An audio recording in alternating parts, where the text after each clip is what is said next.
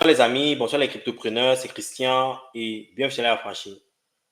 Mesdames et messieurs, nous sommes en train de nous approcher vers le bourron parabolique. Nous sommes en train de nous approcher vers la stratosphère.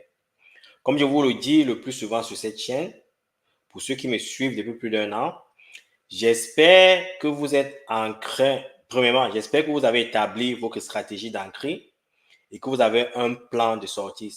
Parce que pendant cette période euphorique, vous allez vivre des émotions intenses. Et ces émotions-là vont vous empêcher de penser avec une certaine sérénité, une certaine clarité. Il n'y a que votre plan de sortie qui va vous aider. Faites attention les amis, je le dis en blaguant, mais je suis extrêmement sérieux. Vous allez réaliser beaucoup de profits, sortir, mais pour sortir ces profits-là, vous aurez beaucoup de peine. Et il est fort probable que tous les gains que vous allez réaliser pendant le bull run, vous le perdez. Je le dis parce que moi, personnellement, j'ai vécu ça et je connais des centaines de personnes qui ont vécu la même expérience. Donc, j'espère que vous avez un plan de sortie. Il est très important. Ce n'est pas un plan de sortie. Créez un plan de sortie. Parce qu'un plan de sortie n'a aucune émotion. OK? Donc, faites attention les amis. OK? Maintenant, pourquoi je suis autant bullish? Je vais couvrir l'actu des crypto-monnaies. Je vais parler de ce qui s'est passé ce week-end avec la démission de Joe Biden. Je vais partager avec vous certaines prédictions, par exemple de Red Capital, Nestlé, Plan B. Et je vais partager les prédictions, l'analyse de Gareth Soloway. OK? Avant de commencer, je vais faire une analyse rapide du marché. Je vais éprouver mon écran et je vais partager. Un instant, les amis.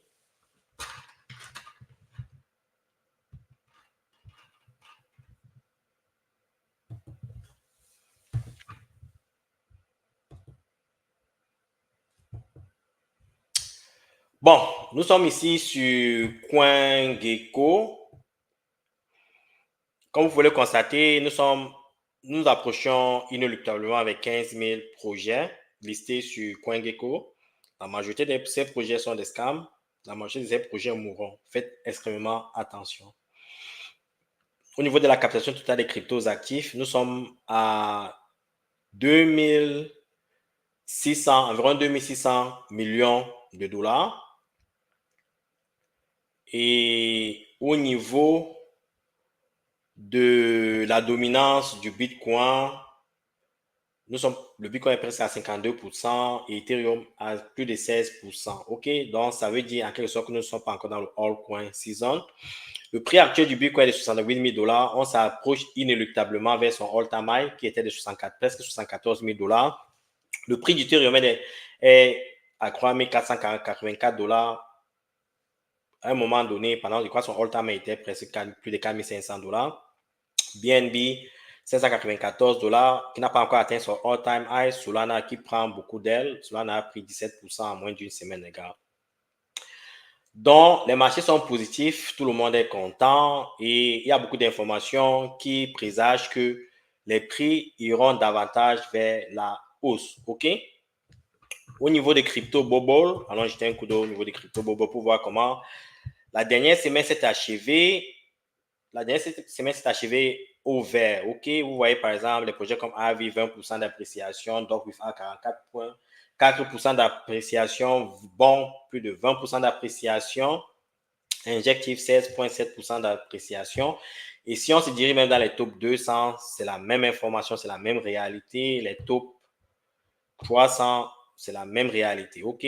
On a un sentiment de bull run. Mais ceci n'est pas un bull run parabolique. Pendant le bull run parabolique, les gars, vous verrez les 200%, 300% d'appréciation en une semaine. OK?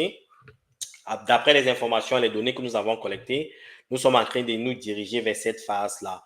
Nous allons jeter un peu un coup d'œil au niveau du Fear and Greed Index pour voir comment le sentiment sur le marché, est-ce que nous avons quitté la phase des bières. Un instant, coin market cap, vous voyez, nous sommes à 64%, donc ça veut dire que le greed, il y a une certaine confiance qui est revenue sur le marché. Et pendant le bull run, on se retrouve à ce niveau 95, presque 100% de greed, les gars. Donc, ça veut dire que le sentiment est positif. Nous sommes dans une phase ascendante au niveau des prix des crypto-monnaies. OK? Mais néanmoins, comme je vous ai dit, ce n'est pas encore la phase parabolique. Nous sommes en train d'ancrer dans la phase parabolique. Pourquoi je le dis? Je vais partager rapidement un tweet de Plan B. Un instant, je trouve le tweet.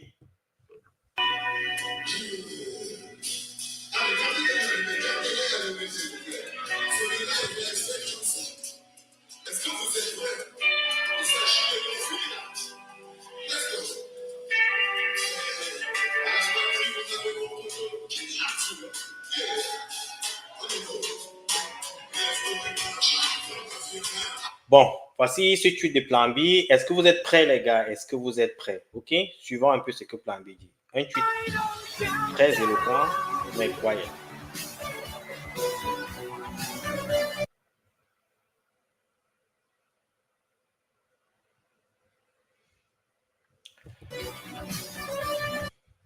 Plan B est extrêmement bullish, les gars. Il vous demande si vous êtes prêts. Je pense qu'il n'y a pas que Plan B qui est bullish.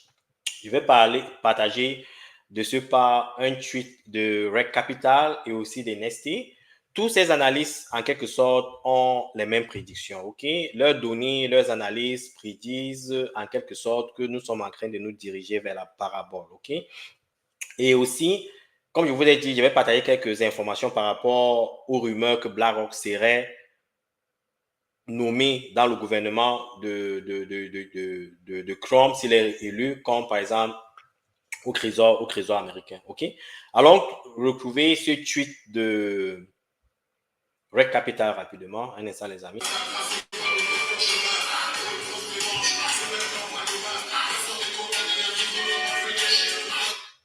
J'ai retrouvé ce tweet de Rec Capital. Un instant. D'après ce que Rec Capital dit, il fait une comparaison des derniers bull runs. Il parle du bull run de 2020 et maintenant, il anticipe sur le bull run de 2024. Qu'est-ce qu'on observe ici?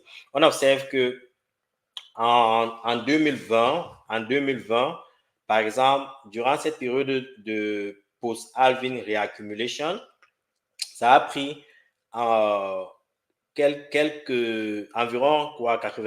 98 jours. Et durant je me répète, ça a pris environ 161 jours. Et durant cette période d'accumulation, nous avons eu ce qu'on appelle le post-halving parabolic upside. Et quand vous observez à ce niveau, le post-halving parabolic upside est vraiment parabolique. OK? C'est presque une ligne verticale. Les prix durant cette période ici, les gars, montent de manière exponentielle. OK? Et si on répète la même analyse pour la période 2024, vous voyez que nous sommes dans cette période de réaccumulation. OK? Nous sommes dans cette période de réaccumulation et il estime que d'ici quelques semaines, on devrait ancrer vers la période verte qui est en quelque sorte le post-halving parabolic upside. OK? Tous les données en ce moment prédisent que nous sommes vers cette phase-là. Je vais de ce pas partager une analyse de Gareth Soloway qui, en quelque sorte, renchérit vers les mêmes prédictions. Un instant, je vais trouver la page de Gareth Soloway.